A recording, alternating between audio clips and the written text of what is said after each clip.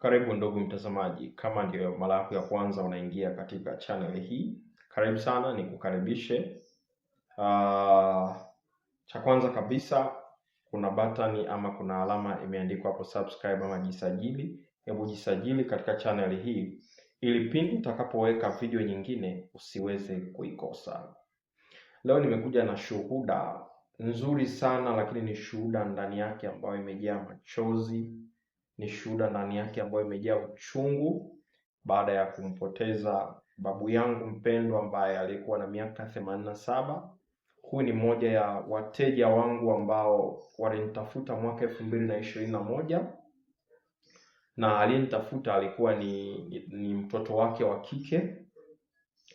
Ni mtoto wake wa kike, au kwa lugha nyingine tunasema ni mkulima. Yaani alikuwa ameolewa na kijana wake wa kiume. So dada alikuwa huyu alikuwa ni baba mkwe. Baba mkwe wake ambaye alikuwa na umri mkubwa kidogo, almost miaka 87. Na by that time ananitafuta, alikuwa na almost kama miaka 85 nadhani, kama sikosei 84 yes. Sababu almost 2021, 22, 23, 24, 25. Yes, alikuwa na miaka 82, 83 kama sikosei. So mteja huyu amefariki. Nini kilichotokea? Wakati anitafuta, mzee huyu alikuwa na shida ya kifua, alikuwa na shida kupumua vizuri akiwa na miaka 81, lakini pia shida yake ya pili hasa alikuwa na shida ya miguu. Kama mnavyojua wazee wengi wanasumbuliwa na miguu, na imeanza takriban akiwa na miaka 60 na so ameteseka kwa muda mrefu sana, ameshughulika na dawa nyingi sana. Baadaye dada huyu, baada ya kuniona katika mitandao ya kijamii, akaona huyu ndio daktari sahihi ambaye nilikuwa namtafuta kwa ajili ya babangu. So baadaye akaniconsult na kuniambia, Dr. Brombo, mnisaidie babangu. So nikamwambia cha kwanza kabisa inabidi tuweze kumbadilishia mfumo wake wa vyakula. Nikauliza vyakula ambavyo alivyokuwa anakula. Baada ya kupewa vyakula hivyo, list ya vyakula alivyokuwa anatumia, nikasikitika sana. Ni mzee ambaye umri umeenda, lakini vyakula alivyokuwa anakula vilikuwa sio vyakula sahihi. Nikamuingiza katika program za vyakula, nikafanya utaratibu, nikamwagizia dawa. Nimemwagizia dawa kama mara 2 mara 3. Alianza matibabu mwaka 2021, ilikuwa almost inaenda mwezi wa 10 ya 11, 22. Amekuja kukaa sawa mwaka 2023 mwishoni. Kwa hiyo ilimchukua takriban miaka 2 mzee huyu mpaka anakuja kufikisha miaka 85. Imemchukua takriban miaka 2 ndipo amekuja kukaa sawa kabisa. Habari ya maumivu ya mgongo ikaisha na kila kitu na nini. So ni issue ambayo binafsi imeniumiza sana.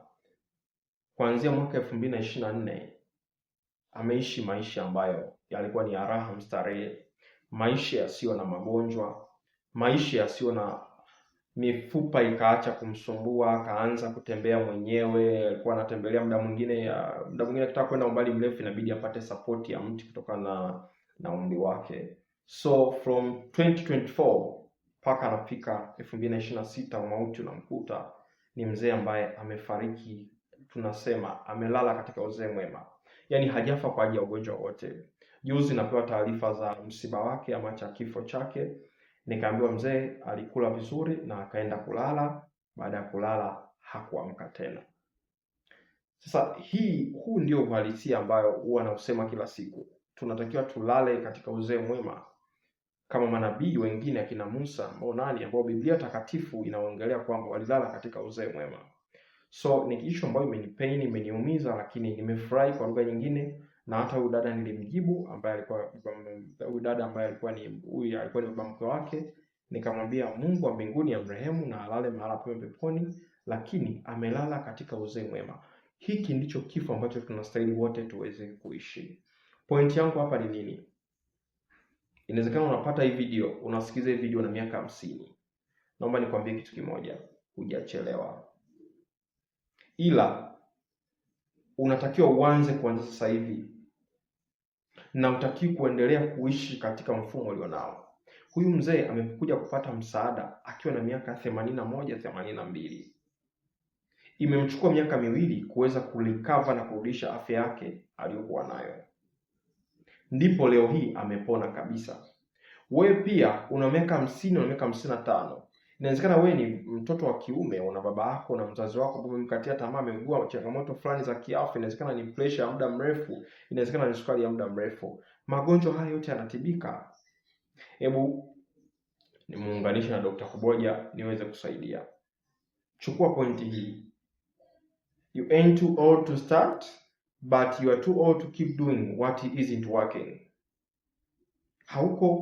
Haujazeeka sana kuanza, lakini unaweza, anasema you are too old to keep doing what isn't working.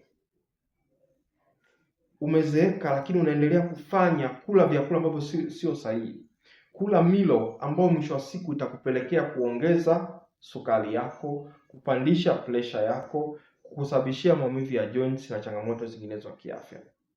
So you ain't too old to keep doing what isn't working, lakini you ain't too old to start over. Kwa hiyo hujachelewa, unaweza ukaanza. Mzee huyu tumemsaidia na miaka 82. Leo hii amelala katika uzee mwema akiwa na miaka 87. Ni muujiza wa aina gani? Lakini amelala katika uzee ambao ni mwema. Tunamtukuza Mungu wa mbinguni kwa ajili ya maisha ya mzee, na hajafa na ugonjwa wowote. Figo zake zilikuwa ziko safi, miguu yake ilikuwa iko okay, pressure yake ilikuwa iko sawa, sukari yake iko sawa, kifua chake kiko sawa, mpaka mauti anamkuta.